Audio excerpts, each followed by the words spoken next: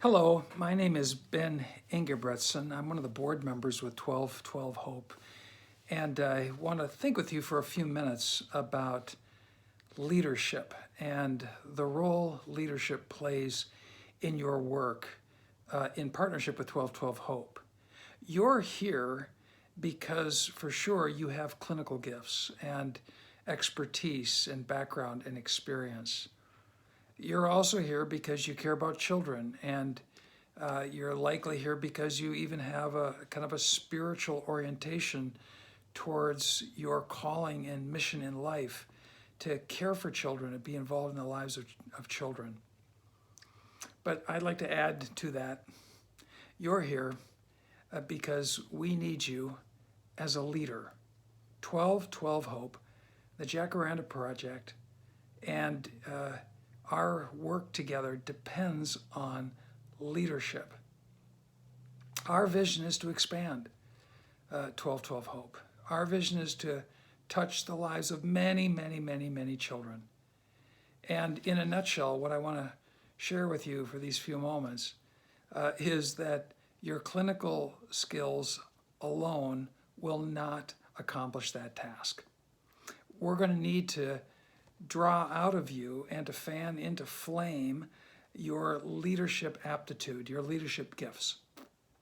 So think with me about that for a few moments. In the writings of the New Testament, there is a verse. It was penned by Paul, who is a remarkable leader towards the end of his life as he was reflecting back on his leadership. And he writes these words to Timothy, his protege. He says, "The things you've heard me say in the presence of many witnesses, entrust them to reliable people who will be able to teach others." So Paul packs a lot into those few words, imagining the reiteration of his message generationally forward, touching more and more lives. Paul was a remarkable, remarkable leader. He developed leaders who went on themselves to develop others. So what does that look like? What did that look like in real time for Paul? And what can we learn from him? Well, come back with me into the missionary journeys of Paul for a few moments. Paul grew as a leader. The person he became was not the person he began as with respect to leadership. In his first missionary journey, that's recorded in Acts chapter 13 and 14, he'll take your breath away, if for none other reason, because it just feels exhausting. He's traveling over 1,500 miles. He's being drug out of every other city and being stoned, and he's kind of doing it all. He's the do-it-all Paul, and you can just imagine how exhausting that is. He has a team, but it's a relatively small team, and he's taking an awful lot of responsibility for the entire project. In Acts chapter 16 through 18, Paul engages on his second missionary journey. In that journey, he is decidedly different in how he approaches the task in at least two ways. Number one, he takes a much larger team with him. Silas, Luke, Timothy. He seems intent on developing others and sharing the responsibility far more than he did the first time around. Secondly, he finds people, partners in the field, engages them and develops them as well. Apollos, Priscilla, Aquila, you maybe heard these names. In a nutshell, again, Paul is working smarter in his second missionary journey than he did his first journey. He's accomplishing far more in real results, but he's doing it in a way that is going to have a greater impact as he develops the people around him. Then you go to the third missionary journey in Acts chapter 18 through 21, and he dials it up even another notch.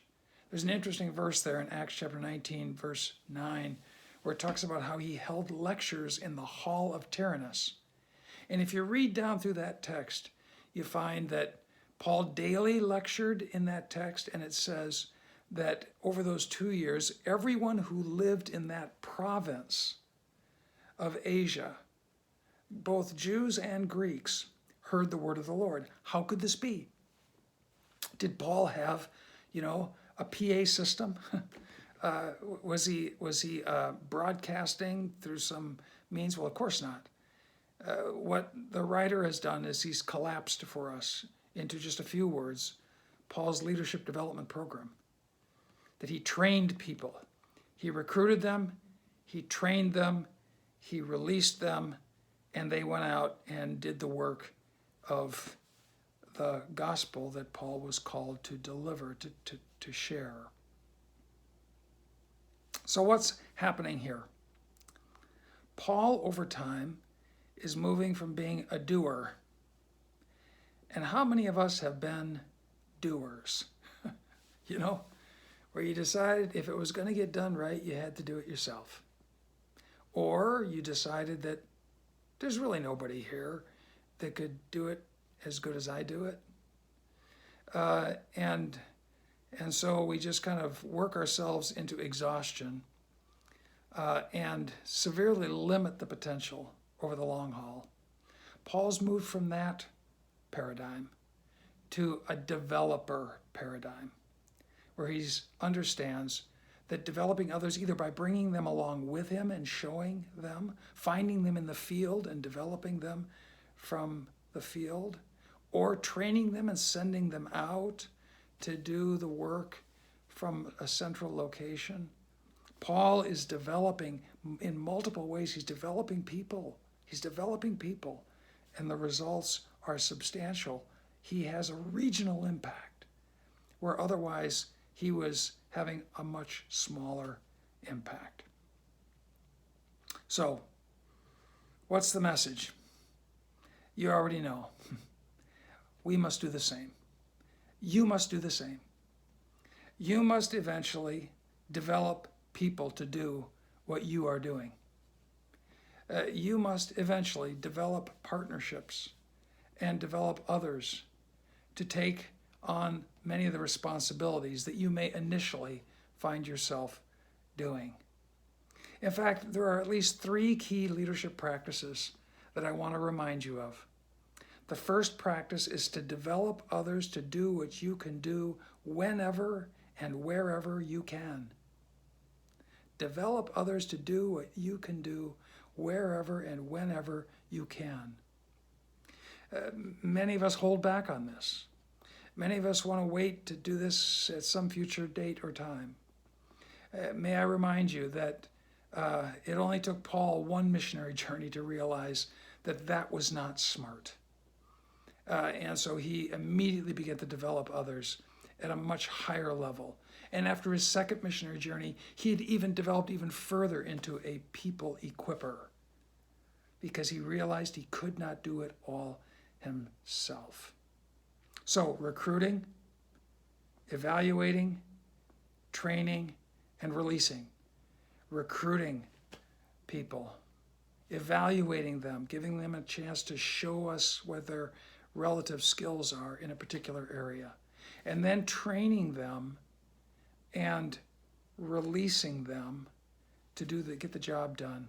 The 4 key areas to practice as a leader. Second, to coach and mentor these individuals that we release.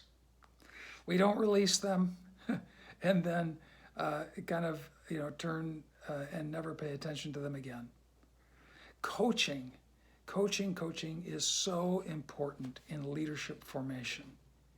And some of us may not know a lot about coaching, and you can find out about that. In fact, if you go to your browser and browse Grow, Grow coaching, you'll find an excellent tutorial there on coaching.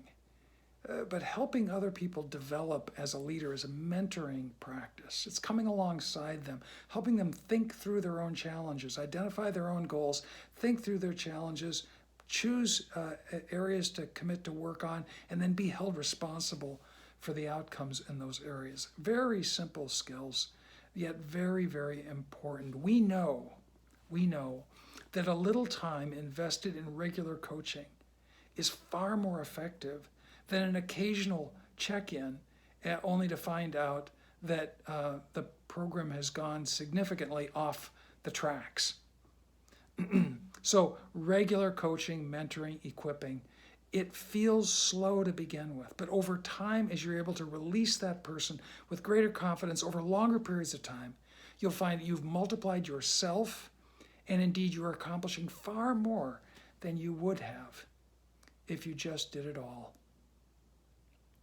And finally, keep your eye on the big picture.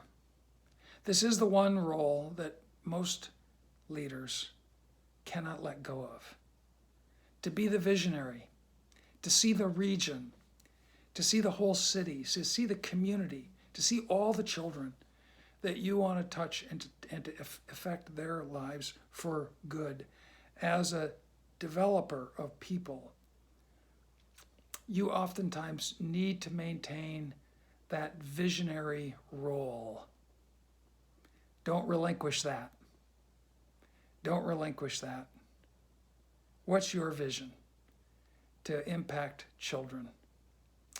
We're so grateful for your clinical gifts. They are a gift, for sure. We're so grateful for your core motivation, spiritual motivation, a love for children. Thank you for that. We also need your leadership gifting and your leadership aptitude for you to grow into that, to take that to perhaps some levels you haven't taken it to in the past. The very best to you and blessing as you move forward in this work together for the sake of children. Thank you.